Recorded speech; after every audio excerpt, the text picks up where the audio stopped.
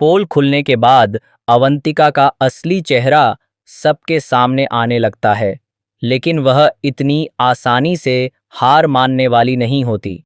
वह तुरंत एक नया खेल शुरू करती है और ध्रुव के सामने ऐसा ड्रामा करती है जैसे उसे अपनी गलती का बहुत पछतावा हो। उसकी आंखों में आंसू होते हैं, आवाज में कांप और चेहरे पर मासूमियत का नकाब, लेकिन इसके पीछे उसकी चालाकी साफ छिपी होती है। वह ध्रुव से माफी मांगने का नाटक करती है ताकि वह अपने खिलाफ उठ रही हर आवाज को दबा सके और फिर से अपने फायदे की स्थिति बना सके। लेकिन ध्रुव अब पहले जैसा नहीं रहता। वह अब धीरे धीरे सच्चाई को समझने लगा है और उसे यह साफ महसूस हो जाता है कि अवंतिका का यह व्यवहार सिर्फ एक दिखावा है। आरंभी इस पूरे घटनाक्रम के बीच सबसे ज्यादा परेशान नजर आती है, क्योंकि वह पहले ही बहुत कुछ झेल चुकी होती है। उसका जीवन लगातार संघर्षों से भरा हुआ है और अब उसके बेटे विहान की किडनैपिंग ने उसे पूरी तरह तोड़ कर रख दिया है। वह किसी पर भरोसा नहीं कर पा रही है। उसे हर चेहरा संदिग्ध लग रहा है और हर आवाज में खतरे की आहट सुनाई दे रही है।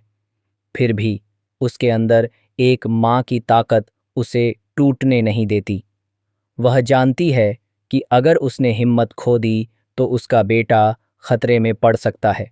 इसी डर और मजबूरी के बीच वह चुपचाप अपने दर्द को सहती रहती है और किसी को भी पूरी सच्चाई नहीं बताती।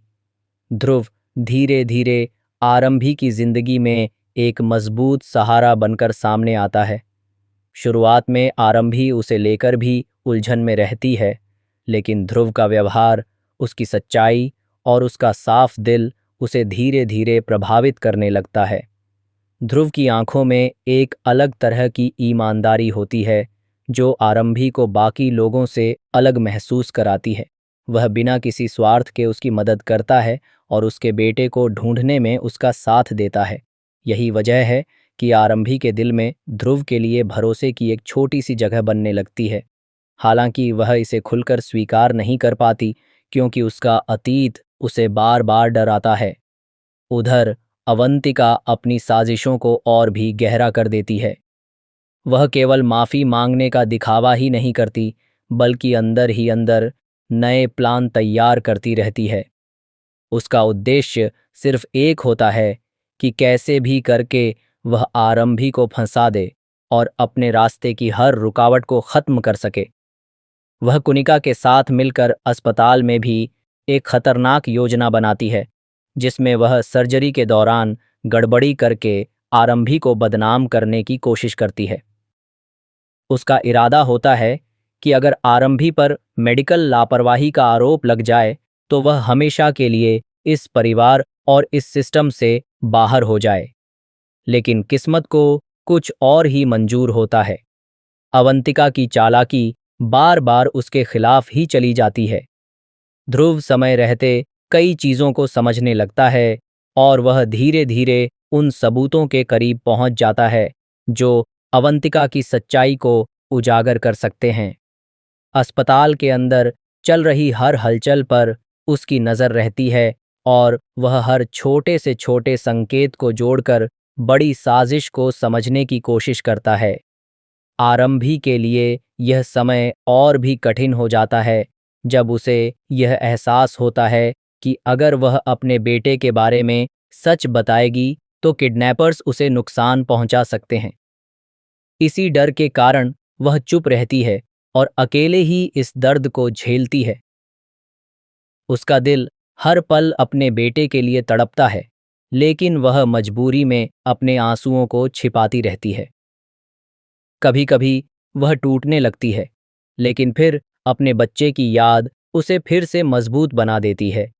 ध्रुव और आरंभी के बीच अब एक अजीब सा रिश्ता बनने लगता है। यह न पूरी तरह दोस्ती है और न ही पूरी तरह भरोसा, लेकिन दोनों के बीच एक अनकही समझ जरूर विकसित हो जाती है।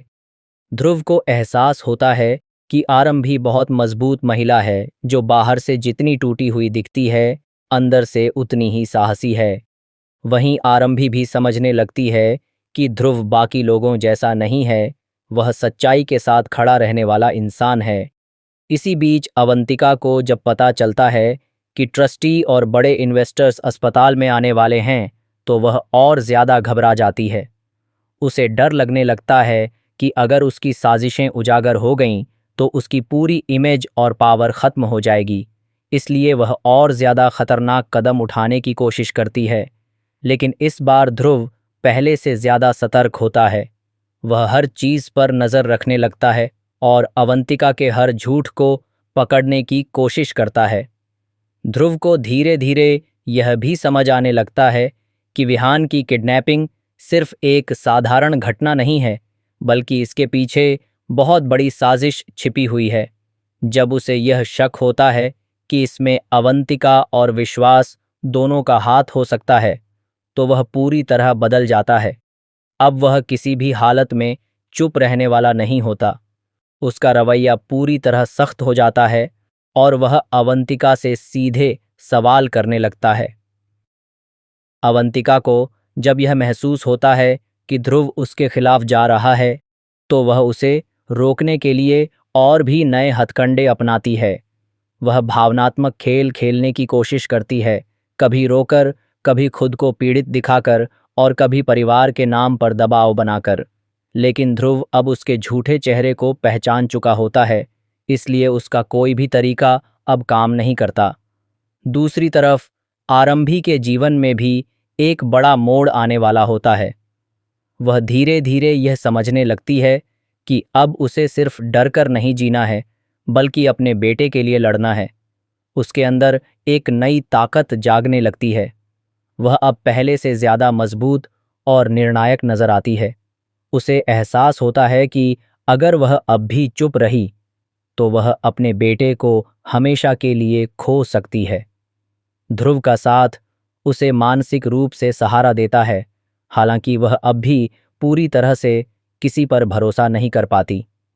लेकिन फिर भी ध्रुव की मौजूदगी उसे यह एहसास दिलाती है कि वह अकेली नहीं है। यही भरोसा धीरे धीरे उसके अंदर हिम्मत भरता है